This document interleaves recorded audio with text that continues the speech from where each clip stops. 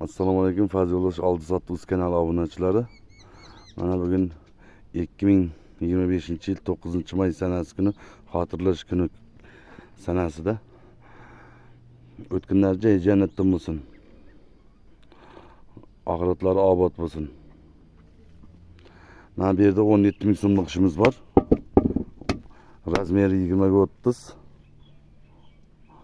60, 6 kilo sement qo'shilgan. 17 ming so'mlik ishimizga 6 kilo sement qo'shilgan. O narg'ishlarimizga 1 kilodan sement qo'shilgan. 14 ming so'm narximiz.